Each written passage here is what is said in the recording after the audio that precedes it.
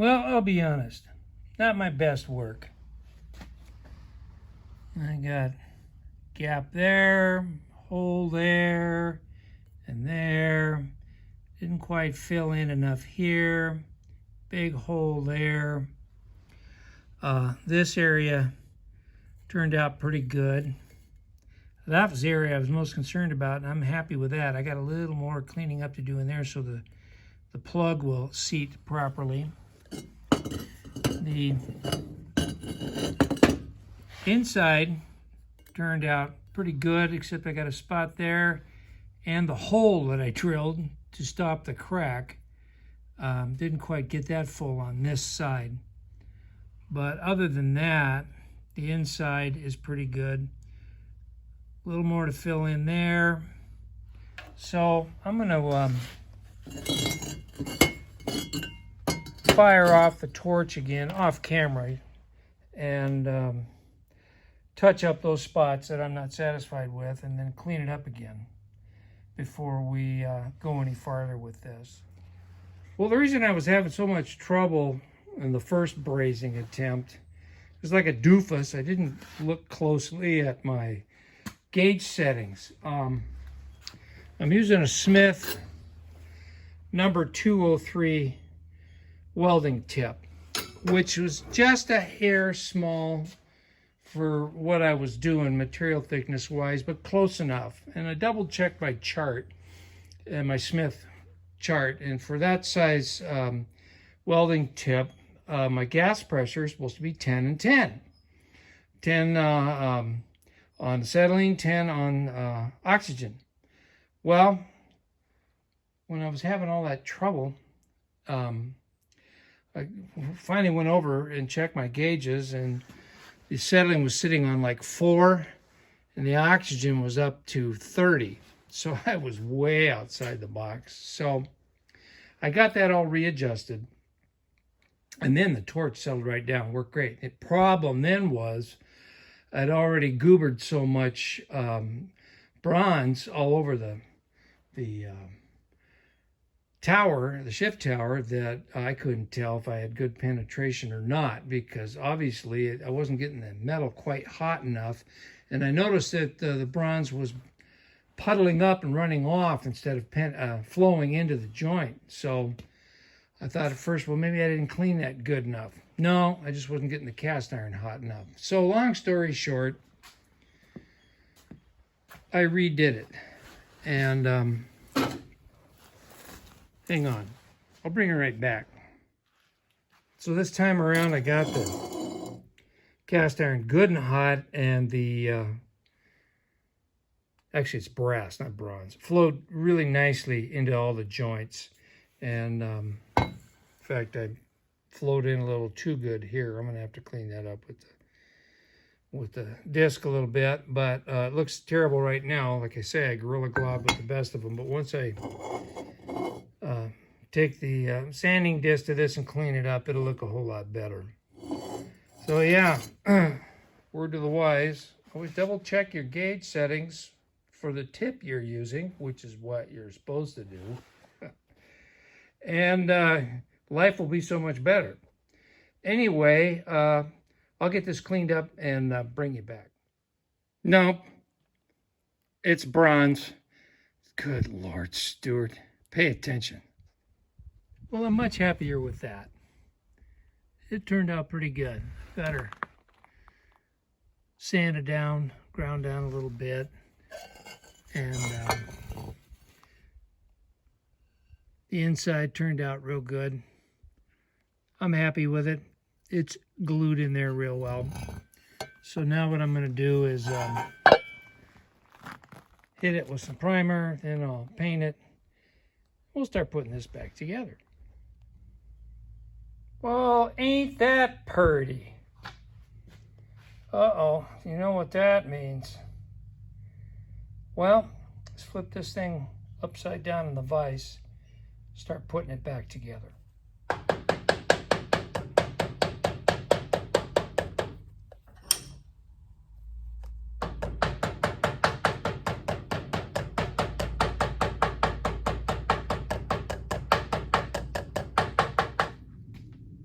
Another problem that's going to need to be fixed is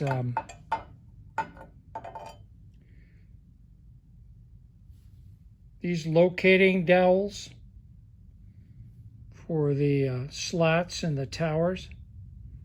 In the tower, they're just about gone. So what I'm thinking, I might be able to grind those off flush, and there's still enough of a circle that's recessed a little bit that I can center punch that, drill it, and get an appropriate size roll pin through there. The problem is chucking this up in the drill press such that it's perfectly level and plumb. That's the challenge. We'll see what I can come up with, because this, in current state, those are going to snap right off, and there's a lot of slop in there that shouldn't be there. So, and of course you can see there's lots of rust pitting as well. I'm also going to have to do a little weld build up here on these dogs. These are what contact the shift rails. And I'm going to have to weld build those up a little bit and file them down so we got a tighter fit. All right. Let's get to work on that. My battery went dead, so I didn't film the drilling operation, but I was pleasantly surprised. I started drilling this on both ends, and then this old ancient knurled pin popped loose. So I just drove it out with a punch, and then inserted a roll pin, tapped a roll pin in there. Let's see. And then that's going to work. No side to side. So, yeah, I'm happy with that. The issue I have, though, is, sorry, horrible camera work, where all that pitting and stuff is, there's a spring that sits on top of there. And that spring is done. And I don't have one in the Horde. So when I go into town for Romeo's tomorrow, swing by the hardware store and grab a spring. But in the meantime, we can get the shift rails and stuff, forks and all that, back into this thing. And the shifter goes in last anyway. So let's do that. So a friend of ours, a husband, recently passed away, and so she's cleaning out the place. She's getting ready to put her house on the market, and so Nancy and I went over, and Nancy, of course, looking for art project items, and me, always looking for Petroliana, and happened to come across these treasures. Got some Stay Lube oil. Have no idea what viscosity it is, but it's clean, so it'll be good for lubricating. Never have enough grease, and it's clean. The outside of the can looks horrible, but the contents inside are perfectly clean. Brand new jug of 80-90 gear oil. I don't know if that's, what GL rating is that? GL5. GL4 also. And then a partial, another can of Stay Lube multi-purpose gear oil. That's 90 weight. Yeah. So, and of course, all of you old timers know exactly what this is. And it's brand spanking new. And I don't know when they quit making these, because they haven't made the compatible oil cans for these in decades. And this is a Huffy can spout model 1001, made in the USA. I remember having a Huffy bicycle when I was a kid. Boy, I can remember piercing many a can of Haviland and Quaker State and Pennzoil with one of these back when I was a kid growing up. This would be a great wall hanger. Yeah. Never have enough lubricants. Never, ever. So in a couple of weeks, Power from the Past, my tractor club, is going to be having a 3-day extravaganza.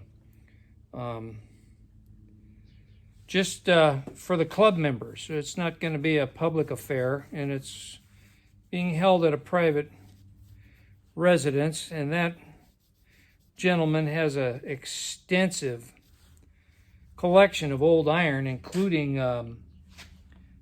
steam. So I'm going to do my level best to get some video of all of that. I don't know what I'm taking yet. It's just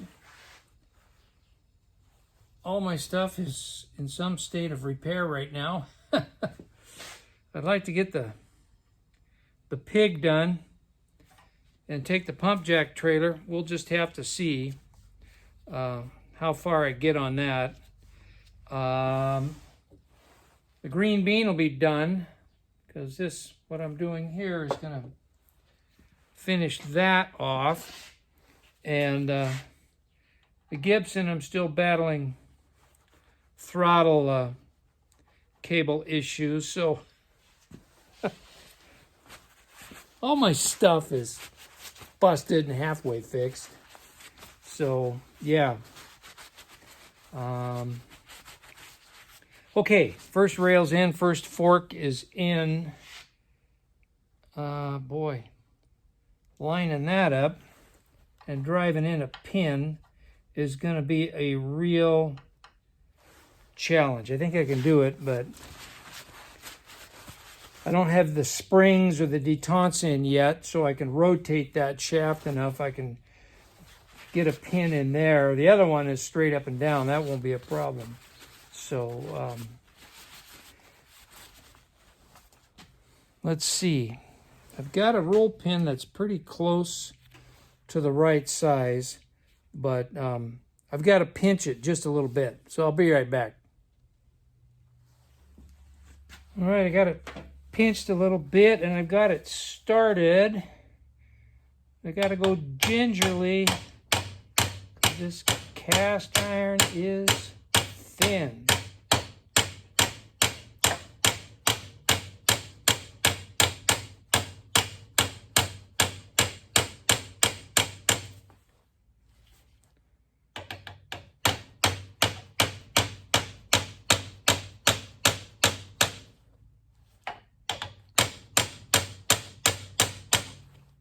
All right,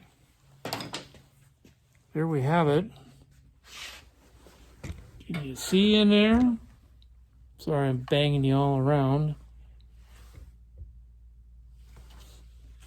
Yeah, there we go.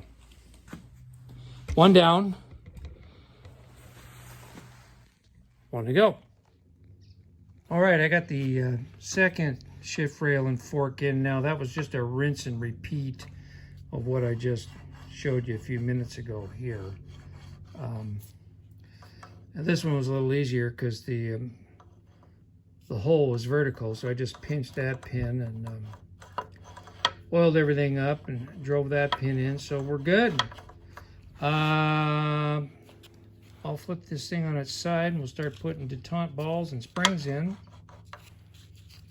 Yeah, it's going well.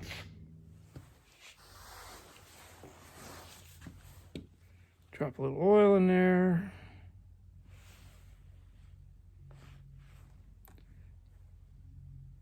I always forget when I'm handling a part that I got to get it in frame so I can show you guys.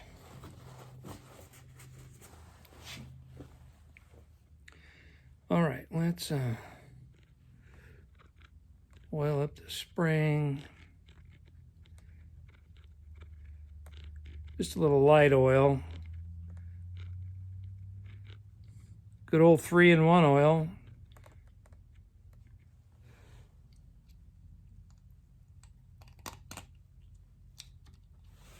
Okay, there's that.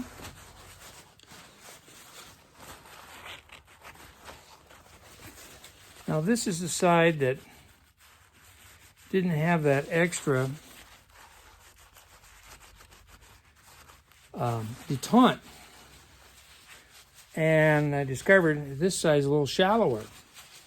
Don't know why they opted to machine it that way, but they did. The Ford engineers back in the day had a reason. Don't ask me what it was, but there, you see that? Yeah, barely. Apologize.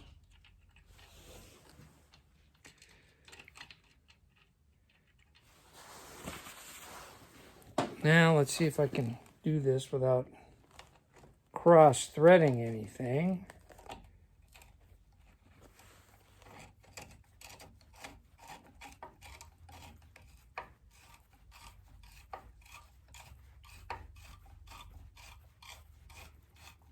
There we go.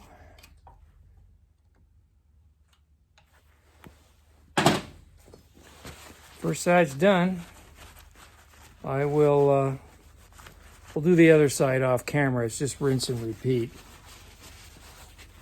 And then bring you back. All right, I've got to do some little weld buildup. Because as you can see, there's some wear here. And so there's slop when this thing goes to shift in the shift rails. So, but that's going to be on the next video. I don't want these to get too long. I've discovered lately, looking at the analytics, that the longer my videos are, the shorter the viewing time. Typically, it's about half, and then people drop off. So, if I got people dropping off, it means they're losing interest in the video, probably because it's too long. So, I don't want that to happen. So I'm just going to bail out here and bring you back on the next one, and we will finish this thing up, get it back in the tractor, and get the tractor moving again. So thanks for watching, everybody. Hope you join us on the next one, and we'll talk to you real soon.